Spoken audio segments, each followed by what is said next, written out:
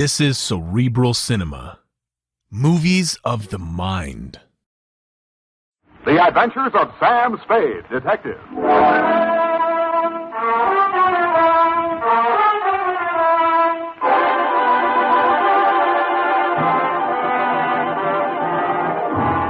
To Dr. Ludwig Zoya, 1241 Leavenworth, San Francisco, from Samuel Spade, license number 1375596. Subject, Edith Hamilton. No paper? No caper. Dear Doctor, if I owe you an apology for not keeping you informed on the progress of the assignment and for letting it drag on as long as it has, then I'll have to go on owing you, which makes us even because you don't owe me anything. The start of it was a month ago. 32 days, 8 hours, 3 minutes, and 45 seconds, to be exact. Ah, Mr. Spade. Dr. Zoya? Good to see you. Let me think. How long is it? 3 years since I visited your office. That was when you were my leading suspect in the Denov case. Ah, yes, poor Denov. It was he who pointed out that we psychoanalysts are not unlike you detectives. Uh-huh. We probe, we question, we follow up clues in order to find out what is the dark secret which has nervously disturbed the human mind. But we are limited. We have only our patients' words and our interpretations. Sometimes that is not enough. And that is why I need your help in this particular case. What case is that, Dr. Zoya? Please do not interrupt the free flow of my thoughts. Pardon me. Naturally, my ego feels a certain resentment against my id for asking you for your help. What makes me think I need a detective? Well, my id was just asking my ego the very same question. Now, you too feel resentment. We must analyze that later. Bring me your dream material. Now to the case. Oh, yes, okay. This woman was referred to me by her physician. She has suffered a complete nervous collapse because she thought she recognized a certain person crossing the street. A person she had not seen for years. Who was that? My patient's son died under mysterious circumstances 3 years ago. And the woman she thought she saw was her daughter-in-law. Mm-hmm. It was widely reported in the newspapers at the time. Perhaps you remember it. Carter Hamilton? Carter Hamilton. Oh, Roanoke, Virginia, 1946. The mother accused her son's wife of murdering him. Daughter-in-law was hauled up before the grand jury, but not indicted. Dropped right out of sight afterwards. Good, you know that case.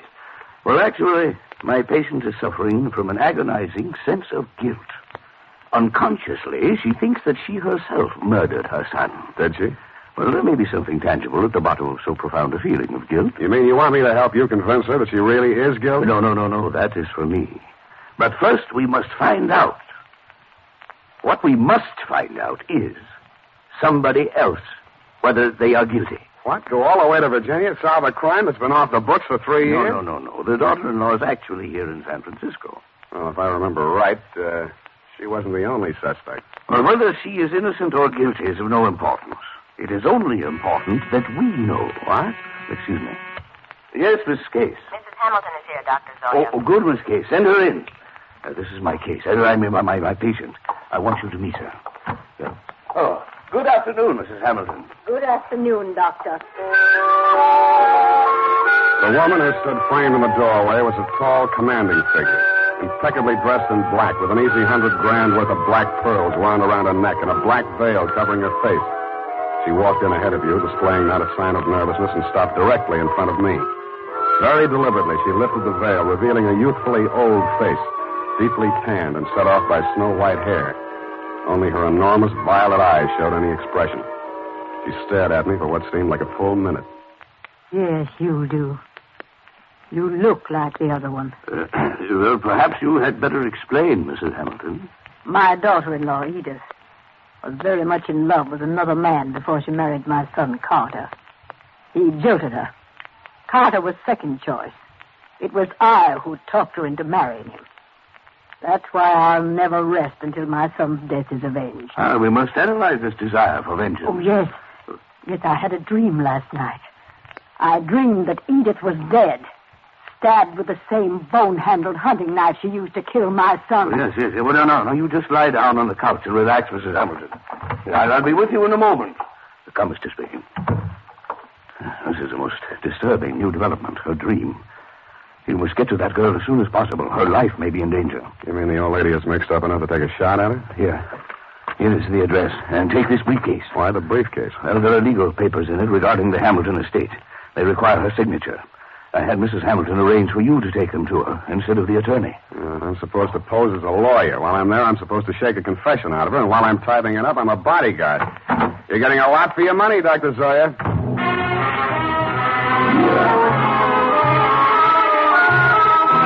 I spent the next hour or so in a newspaper morgue briefing myself on the old Hamilton case.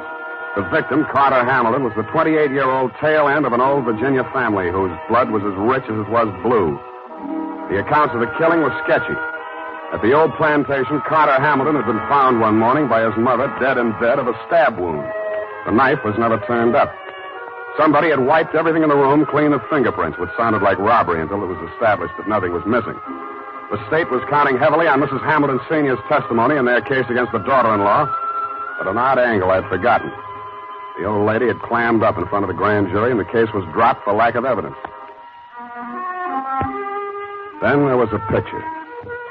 She was the kind of a girl who looks her best in a riding outfit with her freckles showing, and then surprises you by looking even better in full makeup with her shoulders showing. Candid is the word that best describes her features. Large, widely spaced eyes, a generous mouth, and an expression of unaffected sincerity. It was with a certain reluctant eagerness that I kicked myself up Stockton Street to Pine, across Pine to Bush, and up 3 flights of stairs.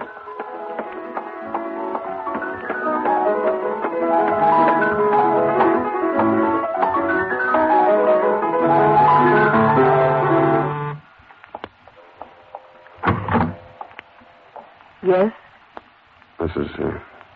Mrs. Edith Hamilton? Yes. You must be from the attorneys. They wired me you were coming. Come in. Thank you. Not that I'm in hiding, but I'm curious as to how they got my address. Would you like a drink? Well, not right now. Can I fix you one? In about 20 minutes, maybe. I'm still wondering how they located you? I think the elder Mrs. Hamilton saw you on the streets. Oh, is she here in San Francisco? Yes. Is that so surprising? No, it's a large city. What is surprising is her staying on after learning that I was in town. She's not very well. In fact, I think she's had some kind of a nervous breakdown. I'm sorry to hear that. I'm very fond of her, you know, in spite of everything. No, I didn't know. Maybe I should explain. I'm a private detective local. I was hired here in San Francisco to bring these papers to you. Oh, you found me. I seem to be a little slow introducing myself. I'm sorry. Sam Spade. Well, if it had to be a detective, I'm glad it's you. But I can't help wondering why they didn't send a lawyer. And lawyers cost $50 an hour. I only cost 10. Oh. In the private eye stories, it's always $25 a day and expenses. I wish those writers would get abreast of the times. I'm sure they'll catch up. But if you're being paid by the hour, perhaps I can keep you here a little longer. I'm glad you said that. You remind me of someone. Pleasantly, I hope. Yes. Oh, yes. And sadly, too. Your husband? If you don't know about that, I hope you'll never find out. I'll leave that up to you. His hair was like yours. He was thinner. And his eyes were blue. Maybe we shouldn't wait till 5 o'clock for that drink. It was a funny kind of a drink. I'd never been hit by one before, black velvet. After 2 of them, I even began to hate myself a little less. And after the 3rd, I decided there was some mystical connection between the drink and the color of her eyes. Black velvet.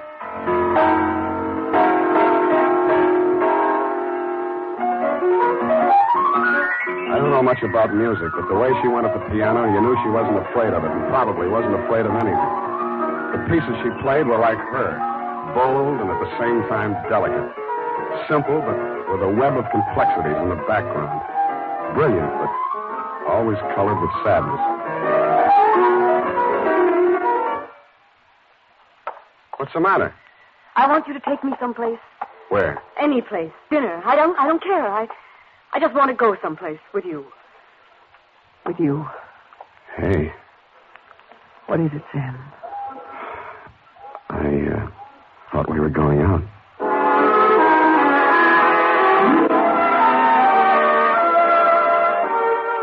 I never paid much attention to San Francisco before I met her. It's quite a place. There's a little park up on Russian Hill where you can stand and look out over the houses of the marina to the Golden Gate. There's an island in San Francisco even worse than Alcatraz. It's in the middle of the lake at Flashacre Zoo, and instead of gorillas, the population is nothing but monkeys. There are only 2 laundries in Chinatown. And out at Golden Gate Park, they have a band concert every Sunday afternoon. Maybe it was just the bright weather, but everything looked clean and shiny, as if somebody had taken a scrubbing brush to all the buildings. We even fed seagulls. At first, she never went any further into her past than the day before yesterday. I couldn't very well charge her for the progress I was not making on the case, so when I learned that you'd sent old Mrs. H to a nursing home for a 2-week rest and Edith did not need bodyguarding for the time being, I took a job that took me down to Los Angeles for a few days.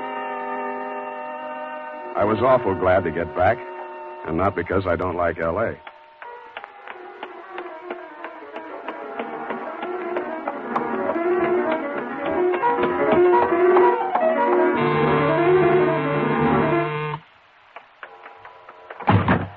Oh, Sam. Oh, darling, you were gone so long. Hey, the posies. Oh, give them to me. Well, I like that. This is the last time I make a fool out of myself buying flowers. I'll love them later. Hey, you're trembling. What happened when I was gone? What happened to me happened before you went away. You know that. Sam, while you were gone, I had a lot of time and I did a lot of thinking. And I came to a very important decision. There was something I knew I had to tell you. And I wasn't so sure I could get through it. Now, look, Angel, it sounds serious. I don't think this is the time. Oh, but it is. Yes, it is. Here, take it before I change my mind. What is it? I wrote it all down. Sit here, facing away from the piano. And don't say anything until you've read it through. Oh, okay.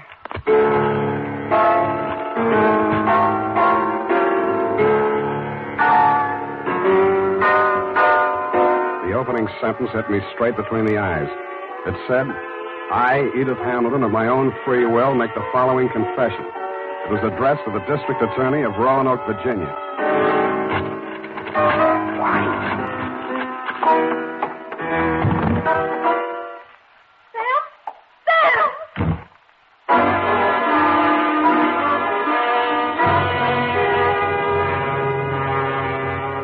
And that, Dr. Zoya, was when I headed back to your office. Not to have my head examined, it was too late for that, but to tell you that I was resigning this caper. On the way, I placed 2 ads in the classified sections of 3 papers. One under office space for rent and one under situations wanted. Ex-private detective desires position as night watchman, prison guard, asylum attendant, or any more pleasant line of work. And I really meant it.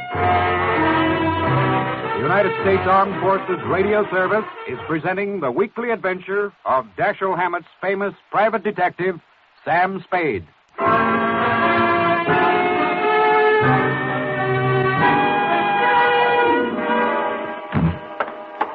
Mr. Spade, what is it? You're disturbed. Disturbed is not the word, Mr. Zoya. Is it because you've been with her a week and a half and there's yet no progress? Let us analyze the situation. The whole setup has been rotten from the beginning. You send me to that girl under false pretenses. You tell me to worm my way into her Now, confidence. one moment. Did I tell you this? How else did you expect me to get a confession out of it? Should have got the play when that old lady said I looked like a man Edith was once in love with. You thought she'd fall for me, didn't you? You thought I'd take advantage of it, didn't you? Well, you could hire somebody else to make love to her. I'm a detective, not a gigolo. So she did make a confession to you. Why do you say that? When a patient comes to a psychoanalyst for help, a situation develops which we call transference. Now, this means that the doctor represents to the patient someone in whom he can confide, to whom he can unburden himself, such as a parent or a loved one. Well, then let's But not this go is on not with important. No. Well, at the moment, that is, what you feel toward me at the moment is what we call negative transference. You wish to continue to make love to her, but you feel guilty about it, so you blame me. Well, what then? What are you driving at? In this love affair of yours, we have a similar situation. But what she feels for you only resembles love. It is transference.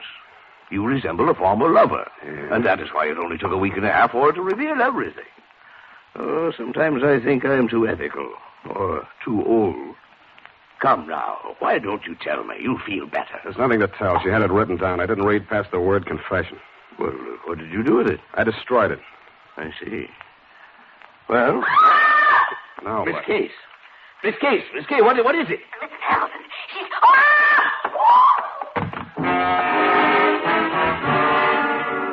It was Mrs. Hamilton, all right.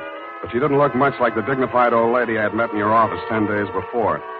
Her high-piled white hair was hanging in 2 ratty pigtails. She was wearing a nurse's cape over a flannel hospital nightgown, and in her hand was a .32 caliber gun. Mrs. Hamilton, why did you leave the nursing home? You lied to me, Dr. Zoya. That place is nothing but an asylum. Well, you know that isn't true. Come, give me the gun. You're tired. You must rest. Yes. Now I can rest. I've killed her. What? Well, Miss Casey's fainted. Get some water. Let me see that gun. I'm going to Edith's place. Get an ambulance over there and don't stop to analyze anything.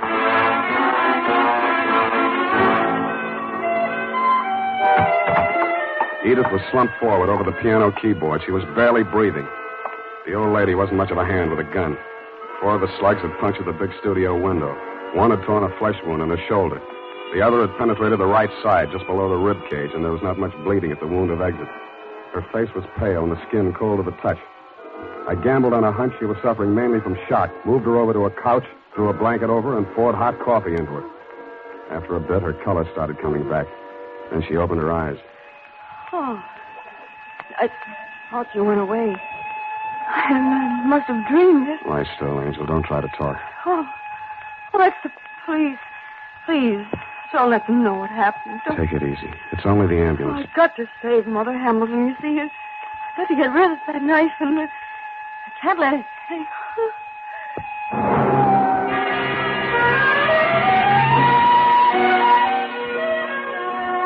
I rode in the ambulance with her. She was still unconscious when they carried her into surgery.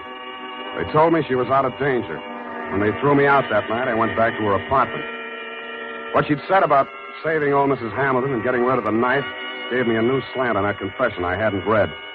The pieces were still on the floor where I'd thrown them. It took me nearly an hour to put the jigsaw together. And when I did, it was still a puzzle. In her story of that morning 3 years ago, she confessed to finding the body before the official discovery, to hiding the knife and wiping the doorknobs and surfaces in the death room to get rid of fingerprints.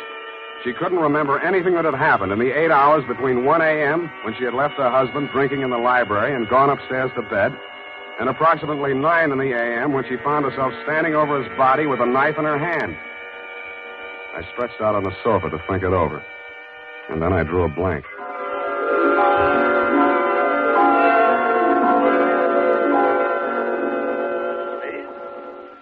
Spade, wake up. What? How did you get in here? Well, I've been reading that so-called confession. Very interesting. We must analyze it. You analyze it. I'm going to call the hospital. I've just come from there. How is she? Physically, nothing serious. Mentally, she's not so good. She keeps asking for you. Yeah? She thinks you can help her. It's definitely there, the delusion that she's in love with you. What makes you so sure it's a delusion? Don't answer that. When can I see her? Well, it's best that you wait until she comes home. That will be next Tuesday. Look, you're supposed to be a first-class head doctor. Can't you cure this amnesia of Edith? I thought I explained to you last night when we were discussing transference. Please, Dr. Zoya, please. I know you mean well, but don't. I beg of you. Well, it's not important. When she gets to know you better, she will realize that her love for you is irrational. And then she will remember everything.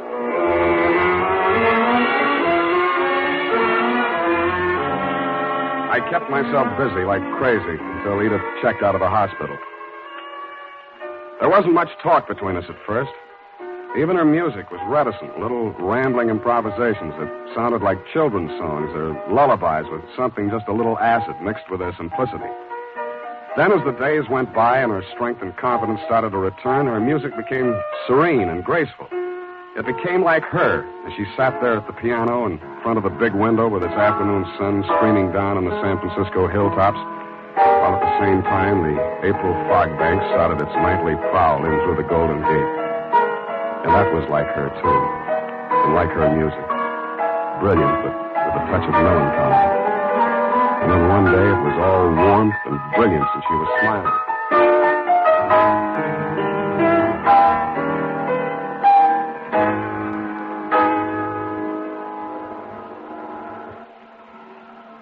Sam?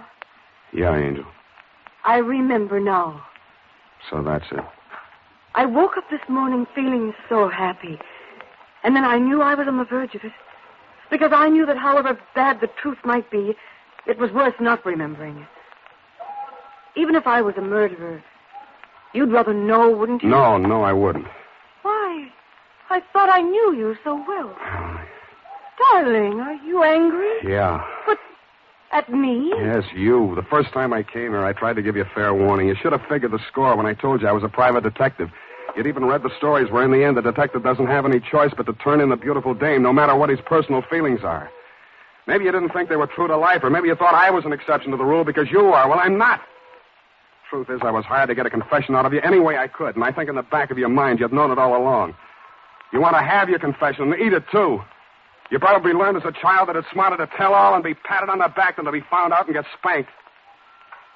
How can you be so smug and so self-satisfied and so... Whatever made me think I was in love with you? Just because you looked a little like someone who I... Zoya was right. Only you thought you were kidding yourself, too. Zoya called it transference. I call it baloney. Goodbye. You come back here. You can't just leave like...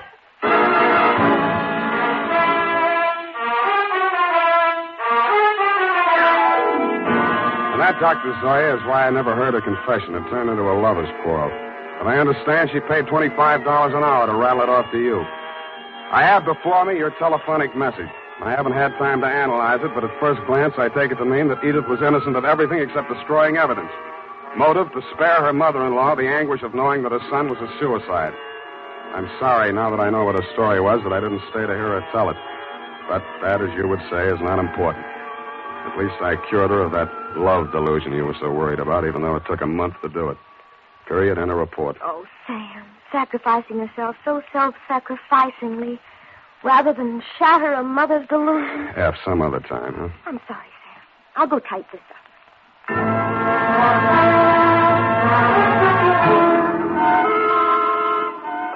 Well, here it is, Sam. Sam, where did he go? Sam Spade Detective Agency. It's me, sweetheart. Sam, where did you go? I'm downstairs in the bar. Sam, there's so much noise on the line, I can't... I'm drowning my sorrows. Well, you don't need to shout. Oh, hold the line a minute. Yes? May I help you? Oh, no, I'm sorry. I was hoping I might find Mr. Spade in. Hello? Would you like to leave a message? Oh, tell him Edith Hamilton called. Oh. Ooh! F, are you still on the phone? Ooh. Oh, pardon me. Yes, dear? What happened? Are you taking a bath? Nothing at all. One moment, please. Miss Hamilton, I have him on the line. He's downstairs in the bar. And if you'll hurry, you can just catch him, I'm sure.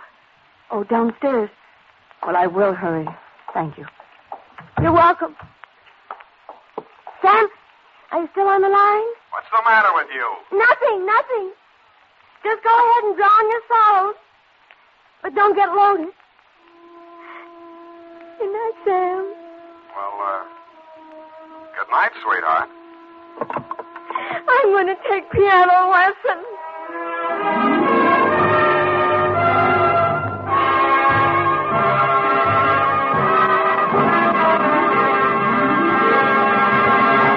The Adventures of Sam Spade, Dashiell Hammett's famous private detective, are produced and directed by William Spear. Sam Spade is played by Howard Dove. Lorene Tuttle is Effie.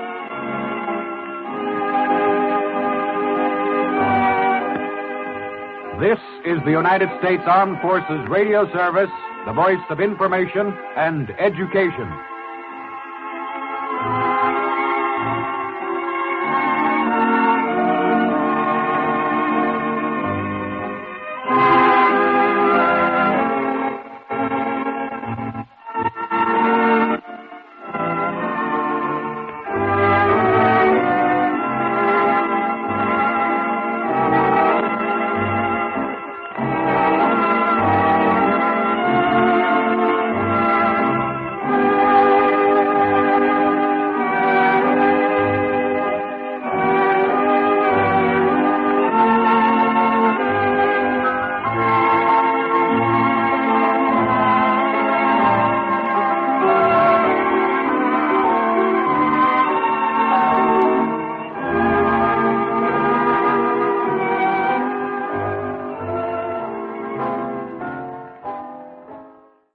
Cerebral Cinema hopes you have enjoyed this movie of the mind.